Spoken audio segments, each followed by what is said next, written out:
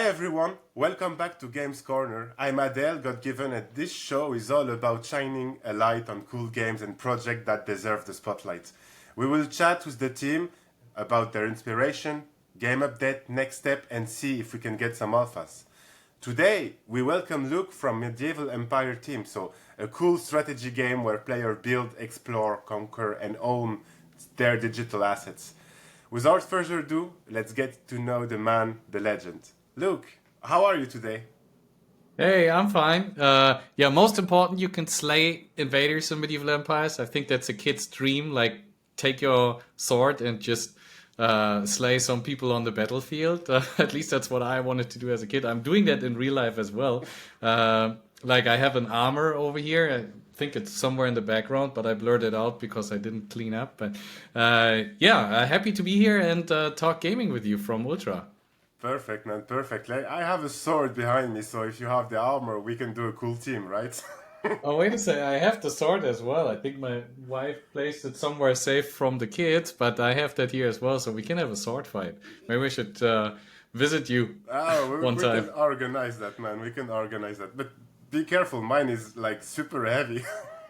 Yeah, yeah, mine as well. Like Ah, it's a let's real go. sword, It's going like to be real cool. armor, everything. So I'm down. Perfect, perfect, man. Let's do that. Let's do that. But yeah, first let's talk about medieval empires. But I want to have a little bit of background, man. Like, how did you land in games and know more about the team behind the game? Tell us Mm. your story.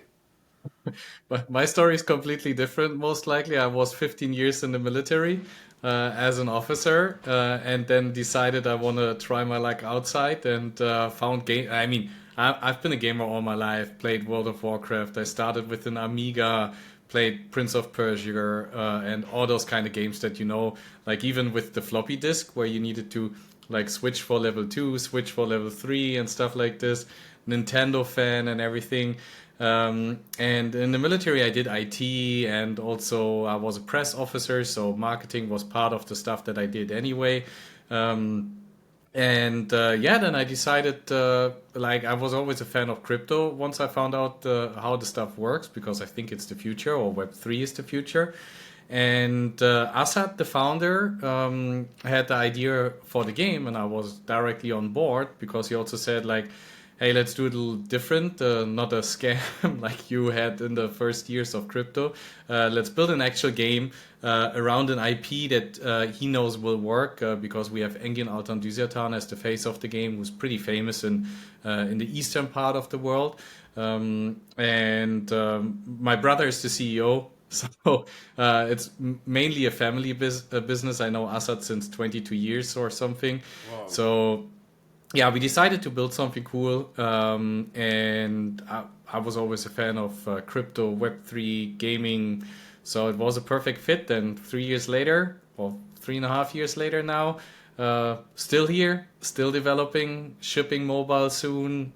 Game is ready, more or less. I mean, not feature ready, but we have most of the stuff here, and yeah, team is like as I said based from all around the world. We have a team in Dubai, in Spain, in Pakistan.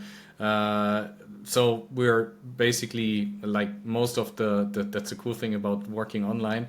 You can be everywhere. We have game devs from, or the artist is from former Disney, worked on Hercules. Our game designer worked for Vuga. We have people from ex Candy Crush. I mean, always name dropping something because I think that's what we need to do. But if you look at their previous work, it's just impressive what they did. So I'm glad to be part of the team here. Man, that's some amazing stuff. And you gave us like a pretty good vision about your game. Like, I had so many questions, and you already answered a lot of them. I wanted to ask why a Web3 game. Obviously, you said it. You believe it's the future of gaming, and it fits so well with gaming. So, medieval empires is like this game that will push the digital asset to another level. So, Web3 is mandatory for that. Yeah. And what people don't understand, like you don't need to see the Web3 part in the game. If you look at, I have the game open right now. If I just show you on how minting works in the game, everyone can do that because we have Immutable as partner as well. We have the Passport wallet, and through the Passport wallet, you can just simply go to your trading post in the game and then mint something with the minting seal, which you can win from tournaments and everything. You can also buy them, but usually you get enough. And then based on the connected Passport wallet that you have, you can mint an item in the game, gets put on the blockchain. Then you can trade it, and afterwards you put it back into the game by basically burning it, but the stats remain on server side.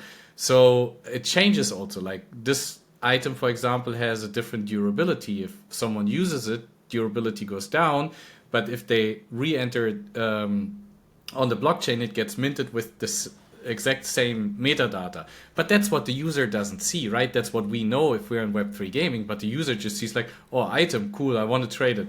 Or I hit mint. Maybe we should change mint now that we're saying it to something else, like put it on the marketplace. Then they put it on the marketplace, they trade it, get real money for it. And that's what people don't understand. But they don't know that because on Immutable it's gasless. So it's a chain that is basically for gamers. So they don't need any, like the problem before was that you had, I need gas fees. I need to bridge something first from one chain to another in order to even start. But that's not happening on Immutable. You can directly start and even directly earn. So if you have the units, put them on the marketplace, you sold it, then you have currency where you can buy new stuff. You don't even need to load something on your wallet. And that's that's the beauty of Web3 and onboarding. I mean, at a certain point, people will realize, I have all those units. Why don't I just mint one, put it on the marketplace, and trade it with other players? Like those are the ones that I have, for example, on the marketplace. I can simply add them to the game or also send them to other people, and then they own it. And that's the beauty of Web3, the ownership behind that. So pretty bullish on Web3. I think there are some solutions that work, some that don't, and we are currently at a stage where the solutions that we implemented over the last couple of years with the egg layer coming, for example, gasless transactions and also liquidity across different chains and all that kind of stuff, that comes into fruition, and that makes the beauty of Web3 gaming. So we're still early, and I think within 1, 2, 3 years, we will have the games that will be played by a lot of people and they don't even realize it's Web3. So bullish on that. Man, this is exactly our vision at Ultra, and you're talking about the Immutable Passport. I can see the Ultra Web Wallet that we are developing right now, getting also in the way and doing also that same kind of stuff. We're already testing it on our games on our side, and I'm sure that you guys will profit from it also. That's super interesting, and it's the vision we have. We are so aligned with you about this. We already saw on Twitter and on post that we are so aligned with this vision. That's crazy. And the beauty is you can use that, it doesn't matter what you use. We can implement the Ultra wallet within such an instant once you have that, and then we can just cross work also. And that's the beauty of where we are at the moment in Web3. You can use multiple sources. You're not tied to one thing. Hey, that's the one provider we use. That's why we love you guys as well. You can just send us players, then through the launcher, we can have the wallet integration as well. So it's native for them from the launcher to our game, instant. I mean, we're getting there. Just give us a little bit more time in Web3, and I think we're at a stage where people or players will be a lot more happy than they used to be. I have to agree with that. As you said, 1, 2, 3 years, and we will see a lot more games like this. And we can clearly see the value, and the value is infinite. So few more years, and we will be there. So Luke, let's get into medieval empire. So can you tell us a bit more about the inspiration? So since you have the game open, can you give us more insight about what were the main focus for you when building your game? I mean, fun experience. That's the number one goal. I grown up playing Age of Empires, Stronghold, Crusaders, and all those kind of games. StarCraft, I was a big fan of StarCraft as well. World of Warcraft. So I think storyline is something that we focus on a lot as well, and like strategy. We're not the typical FPS shooter where you can we're just different. We're a strategy game. There are not that many strategy games in Web3 yet, but I hope that's changing. And yeah, the goal is to build a town, and based on the strategy that you have in the beginning, it's faster or lower. So we have research academy with skill trees where you can work your way up to being faster in the game. Then you can build your units over here. You have heroes, which are, by the way, we also have Genesis heroes, which are NFTs as well. So you can add them here as well. So once you have them in your Passport wallet, it automatically detects that you have them. And then you see those are my NFTs that I have. Add them and build something new. And based on what you've built, that's the town building aspect, you can go and fight with your friends or alone against invaders, for example. And we're still working on UI changes for because we're shipping the mobile, so you already see that the icons have changed. But you attack those invaders. You can attack multiple of them, and the beauty of Web3 is also the whole thing that you're seeing is my land over here, which is owned by me on the blockchain, and I have people like real players playing on my land, and I charge them. So I'm an asshole of a landlord. I charge too much. That's why some people left, but I also get new players. I get even a percentage of what they earn in the game because I'm the landlord. So you can get a land. They pay taxes to me, and based on how they perform on weekly events, I get stuff as well. So we wanted to have one place where you can collaborate with other players, work together with them. You can also attack other buildings in here or put yourself into encounters. And then we have the which comes to place a little bit more later when we have historical battles and all that kind of stuff on the world map. So this is the world map where you see we started in North Ankara because that's where the storyline starts for us. That's an interactive map, by the way. That's not a picture. And then we have the Crusaders coming in. And I think the beauty of the game is the storyline over time. So we try to keep it historically accurate. We have an advisor from Harvard who specialized in Ottoman Empire or medieval empire overall.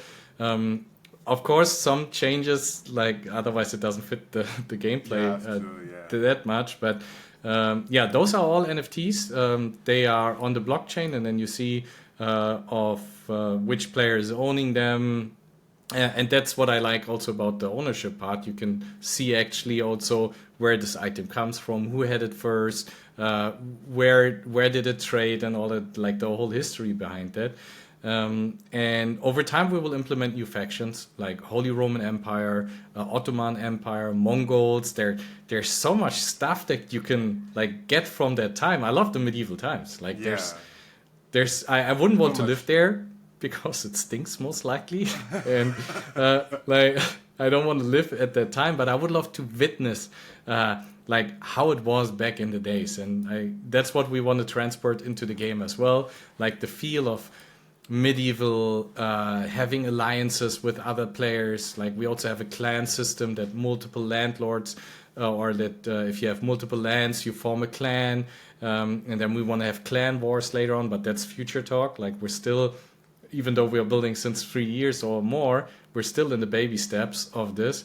So the vision behind it is huge. Also the whole IP around Ertugrul as or the Crusaders and all that kind of stuff. So pretty excited where we are in 2-3 years with the whole IP. But that's the storyline basically behind the game.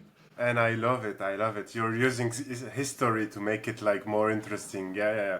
And man, let's be honest. We were talking about a sword fight just before, but we know how it will go. We know how medieval time were. It's let's be totally honest. If we do a sword fight here and now, we will swing it 15 times maybe, and then not even. We will have to catch our breath. These guys were fighting for days in the mud. No, it's crazy. Yeah. I would love to witness it also because it's actually a bit unbelievable. It's a bit hard to imagine how it was, But yeah, I don't think we we can do this now. Sometimes I've cut on the space. We have a new era of gaming space. I cut watermelons in the space, and I was sweating just without armor. And sometimes I do I'm not sure if I should call it role play, but I put on the armor and do videos and everything. Like I'm wet after that. Like I sweat like shit. So just imagine, and then like also the whole fear aspect of like there's someone coming that will kill you, and it's insane. But also like I think just the what I really think is the freedom of movement during that time as well. And I mean, you had laws and all that kind of stuff, but it was just different. And I think the fantasy or the possibility of fantasizing about how it was during that time or how it would be is like a child, or we are all man-childs, right? I think Yeah. man turn 12 and then they just grow. And I think that's a gamer's dream. And we're working on like transporting that story to the people as well. Yeah. Yeah, I love that. I love that. So, just looking at my bullet points, I wanted to have like what we expect in the next few weeks or months. Obviously, you already said it. You said like we have the mobile version that will be shipped. Is there anything else you have in mind when I talk about the next steps, the next few months? So we focus a lot on the market where we want to distribute the game mainly, and we recently went to Pakistan as well because in Pakistan, like there were 32 million people that were subscribed or watched the Engin Altan Düzyatan in his TV show. So the market is just like it. It's insane. Like that's I think around a little bit over 10% of the population there. So we went there, spoke with the Minister of Finance, IT, and some of the government officials because we want to like really use this market to distribute the game, especially on mobile because they're still mobile first. The following of Engin, especially on the socials, is mainly on Instagram, which is apparently still like who uses Instagram on the desktop, like maybe old people like us or maybe marketers, but besides that everyone uses it on mobile.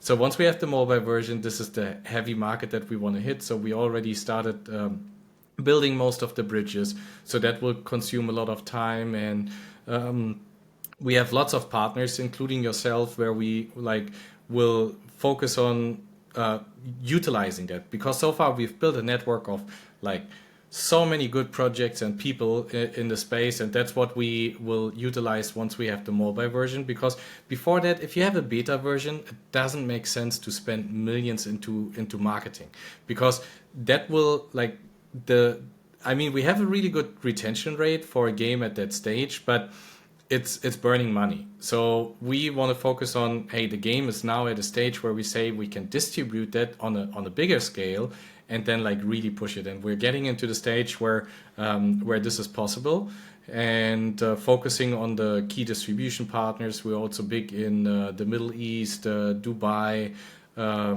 So that's what we will do in the next couple of weeks. Still shipping features, which is the hardest part, because game development isn't like, oh, we implement that's easy. Because if you have a bigger game economy like we have with trading, with units that attack each other, there's so much balancing going on. If you see the spreadsheets of my game designer, like I'm completely lost in that. So that's what we will do. PvP is something which I'm really looking forward to, which was a little bit delayed also because like it's just a beast, and sometimes you don't recognize that because of the game economy. But there's so many factors, also including future factions that we implement. You all have to have that in mind from game vision when you're implementing that. But maybe faction wars or something like this is coming in 1-2 years. But you need to think about that now, otherwise you will break the system, because we are a live game. And that's what people don't understand. We're live, you can play us every single day, except we have maintenance or something like this. And that's the difference between games like, look at GTA 6 coming in a year from now. They are ready when they're out. Maybe they have few bug fixes, most likely not. Look at my Nintendo that I have over here. Like, you got it. If it doesn't work when you get it, then you're That's done. the problem. Exactly. Yeah. Exactly. So yeah, that's I think the difference at the moment. I love the fact you're pointing out actually the obvious, but saying that if you want to implement new faction, new stuff, you had to get this in mind before doing anything in your game, because you will just break your game if you keep adding and adding and adding stuff without like foreshadowing and balancing beforehand. Like you already said it, you want to add Romans, you know, want to add Mongols and stuff like that, and adding those without thinking about it, it will definitely break the game, and you cannot do that with a live game. I really love that vision, man, and I'm so aligned with this. It's so good to hear, and it feels like it's the right thing done. It's exactly what we need. Yeah. That's But perfect. that's the most tricky part, I think, in game development. Like thinking long term, because you don't want to lose the short term momentum on a lot of things. Sometimes we say like, oh, if you would do this right now, that would boost whatever. But then you realize, okay, but if we do that right now and not in a fancy way or in the good way, then it would break our neck later. That's why we are pretty conservative for a Web3 game, if you see it like this, because we're not chasing the hype on every single trend that's coming out, because we want to build something that's lasting. And I think there are lots of good gaming projects as well, but there are a lot of bad actors that just like, oh, this is trending. We're building something really quick. It doesn't matter, burn some money because of short hype, and afterwards it's dying down. You don't have the conversion. You don't have any kind of retention on that because people will leave afterwards. So we're rather focusing on long-term retention. We have players that been with us for 2 years now, and we're still in beta, and like we don't have millions of players yet, not yet. But once that happens, we are ready, and that's the key. Like working on the fundamentals, I think. Yeah. That's so good to hear, man. So good to hear. Okay, I have a question that I really enjoy. I want to hear the answer for this question. Like, if you could team up with any IP, any IP or franchise for a dream medieval empire crossover, what would it be? So I actually like National Geographic. I don't know why. I watch it when I want to sleep. I watch National Geographic, watch some history stuff, and just like doze off. Sometimes it's too exciting, and I don't do that. But I think that and I thought about reaching out to them because that's a good IP, I think, or it's outside also of Web3, which we focus on a lot. So I think that would be fitting to the game because we really want to also transport the history and the story behind that. So National Geographic. Besides that, I love penguins. So punchy. But the problem is we are a strategy game, mainly historically accurate. So we cannot put penguins in our game. Like we have a goat in there. I ask really hard. I'm begging my game designer to add dragons because I love Quickswap, for example, close partner of us. But they're like, dragons are not real, and I'm like, who knows? How do you know that dragons weren't in medieval times? You don't know. Let's just add one somewhere flying around. We say that's the Quickswap dragon because we're pretty good with those guys as well. But yeah, so far I gotta know. I'm working on it.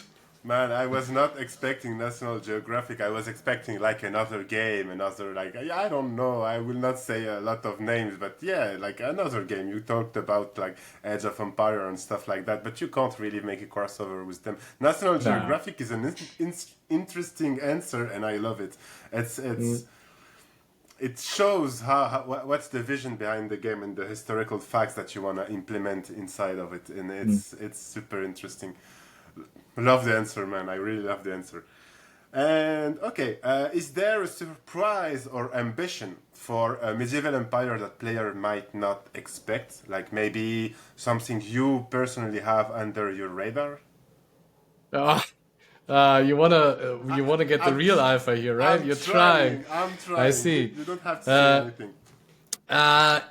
I mean, most of this we're pretty transparent with what we're putting out. So I think people know.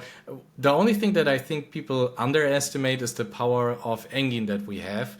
And once he really starts distributing and supporting, because we did lots of stuff with him already, but once the mobile version hits and he just starts like going out there and telling the world, I think that's what people don't understand. So I think that will be an eye opener for a lot of people, because we on Instagram, for example, because people always watch crypto Twitter, but on Instagram, once he puts something in a story from our game, like it blows up. Like we have way bigger or not bigger following, but a bigger reach on Instagram, for example, than we have on crypto Twitter. It's insane. We're a Web3 game, but the IP is just so powerful. Or like the story of him, of Engin or Ertugrul itself, is so powerful that I think that's what people just don't realize. So everyone watching from crypto Twitter right now, check Instagram. Like there's a whole new world. I hope Elon doesn't listen, otherwise he will deboost us again. Yeah. Man, your Instagram account is super interesting. I've been following it, and like the videos, the teasers, like everything is so well done. I see why you have better like stats on Instagram than Twitter. It's made for reels and stuff like that, and yours are super well made. So I get that. I understand why it's going so well. Okay, Luke, thank you so much for your time, man. It was like a really great chat. We got to learn more about the team, the game, and what's ahead. And yeah, we can't wait to see what's coming, man. And I can't wait to have you back on the show to present us the mobile version and or new stuff that we will be having more, like most likely. Thanks for having us, and thanks for having us on Ultra. If you haven't checked us out, go to Ultra. We're hopefully on the top banner, and you will find us in the game. Guys, you heard it. If you want to play Medieval Empires, it's on Ultra. A single click, you can access the game. And that's it for today's episode of Games Corner. See you next time. Bye-bye.